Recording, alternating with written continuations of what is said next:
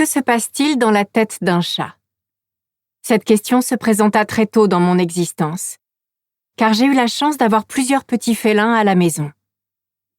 Enfant au caractère solitaire, je fus dès ma jeunesse attirée et intriguée par les animaux. J'étais particulièrement captivée par la manière dont ils pouvaient percevoir le monde.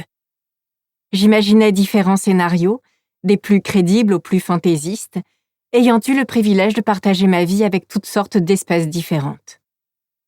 Mais plus je les observais, plus la part de mystère grandissait, tant et si bien que je décidai, 15 ans plus tard, de devenir éthologue. J'allais consacrer ma vie à l'étude du comportement animal. Si l'éthologie est une discipline encore méconnue, plusieurs grands scientifiques ont marqué cette branche de la biologie. Parmi les pères fondateurs, Carl von Frisch, professeur de zoologie à Munich, fascina par ses recherches sur les insectes.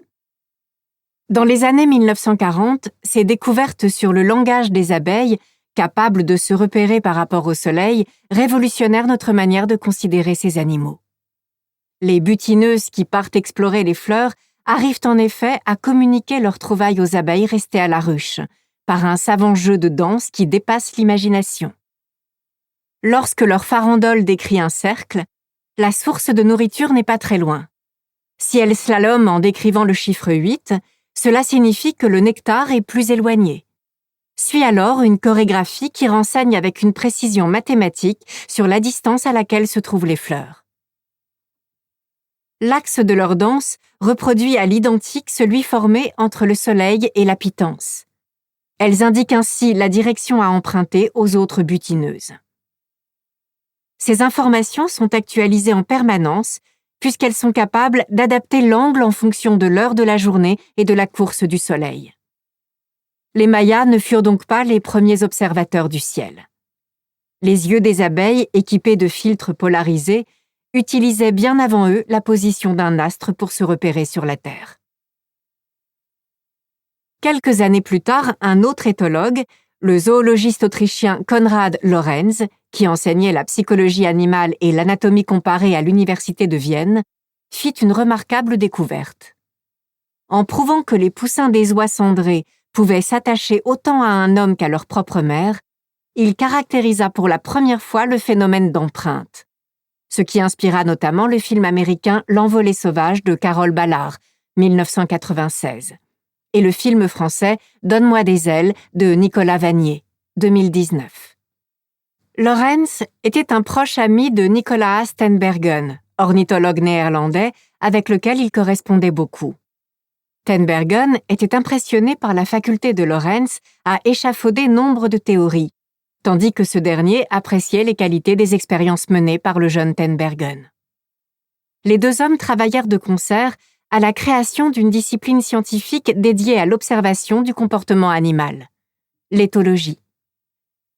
En 1963, dans son article On Aims and Methods of Ethology, des buts et des méthodes de l'éthologie, Ten Bergen proposa d'aborder le comportement animal sous 4 aspects principaux. Sa phylogénie, comment ce comportement est apparu au cours de l'évolution, son autogénèse, comment se met-il en place au cours du développement, sa fonction, à quoi sert-il, et ses causes, quels sont les facteurs qui le déclenchent, faisant de cette approche multidimensionnelle un des fondamentaux de l'éthologie.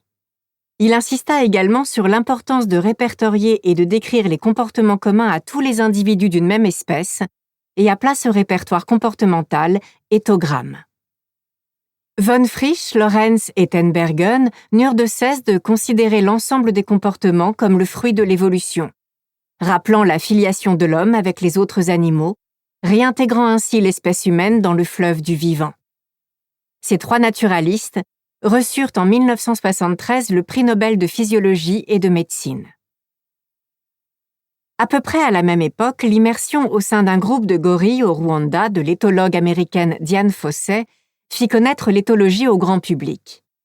Envoyée en Afrique par l'anthropologue kényan Louis Leakey, cette aventurière dans l'âme transmit à la communauté scientifique ses découvertes sur l'intelligence et la sensibilité de ces primates. Elle lutta également toute sa vie contre le braconnage, notamment le trafic de bébés gorilles qui prospéraient dans des conditions monstrueuses. En 1986, lorsqu'un homme l'assassina en lui fracassant le crâne afin de récupérer une liste de personnes liées au réseau de braconniers, elle devint un symbole de la défense de la cause animale. Nicolas Steenbergen salua son livre de mémoire Gorille dans la brume, qui fut adapté au cinéma en 1988 par Michael Apted. La célèbre actrice Sigourney Weaver prêta ses traits à la scientifique, gravant à jamais dans les mémoires le combat de Dian Fossey pour la conservation des espèces. La Britannique Jane Goodall, une autre primatologue de renom, a pris le relais et mène des actions de sensibilisation auprès d'un public de plus en plus réceptif. Ces grandes figures de l'éthologie m'ont fortement inspirée pendant les 15 années de recherche que j'ai menées sur les capacités mentales des animaux. Mes premiers travaux ont porté sur les facultés de mémoire et d'apprentissage des mammifères nouveau-nés. Nous avons démontré que la plupart d'entre eux, même lorsqu'ils naissent sourds et aveugles, sont capables d'apprendre et de mémoriser dès leur naissance et même dans le ventre de leur mère. Après avoir soutenu ma thèse, j'ai décidé de continuer à travailler sur la cognition animale à travers une nouvelle thématique développée par le Laboratoire d'éthologie expérimentale et comparée, LEEC, de l'Université Paris 13.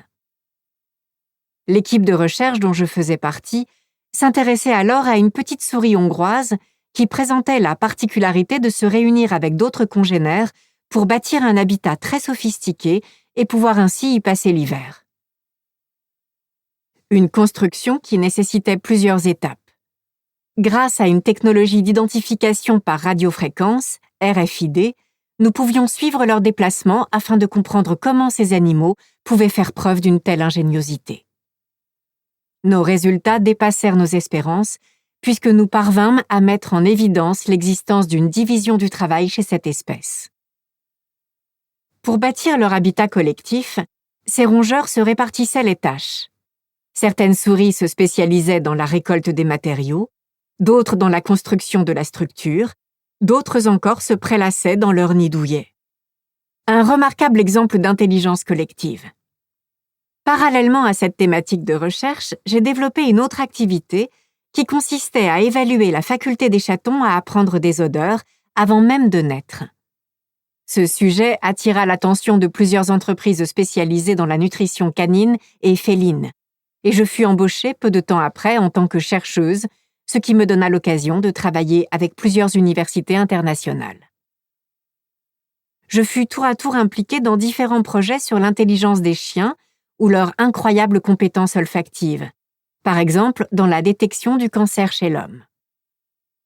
Étonnamment, alors que le chat est l'animal de compagnie le plus représenté à travers le monde, nous disposions de très peu de littérature scientifique à son sujet. Et lorsque j'en discutais avec des collègues éthologues, la plupart m'expliquaient en substance que le chat est un animal bien trop compliqué pour le faire participer à des recherches impliquant sa coopération. En d'autres termes, on ne s'intéressait pas à l'éthologie du chat car il ne se pliait pas facilement aux tests comportementaux. De fait, la majorité des propriétaires de chats estiment plutôt bien connaître leur animal, alors qu'ils lui prêtent des traits humains et projettent sur lui des croyances infondées. Pour m'attaquer à l'éthologie des chats, il me fallait donc commencer par déjouer les pièges de l'anthropomorphisme afin de choisir des tests appropriés. Je décidai de développer une nouvelle technologie de tracking de leurs déplacements en 3 dimensions, la technologie Ultra Wideband, qui permettait d'enregistrer en continu leur trajectoire et leur activité à l'intérieur d'une pièce. Je mis également en place une expérience inédite de suivi GPS afin de suivre leur pérégrination à l'extérieur des habitations. Les résultats surprenants nous apprirent beaucoup sur les matous et démystifièrent grand nombre d'idées reçues tout en dévoilant des éléments totalement inédits de leur vie secrète. Tout au long de mes recherches, plusieurs questions émergèrent. Qu'avons-nous en commun avec notre chat? À l'inverse, quelle singularité le caractérise? Et si nous nous trompions sur la manière dont il voit le monde? Serait-il alors possible qu'il le perçoive à sa manière et que sa réalité soit tout à fait différente de la nôtre? Pour continuer à écouter ce livre audio gratuitement, cliquez sur le lien dans la description et vous pourrez l'écouter en entier sans frais, grâce à l'essai de 30 jours d'Audible.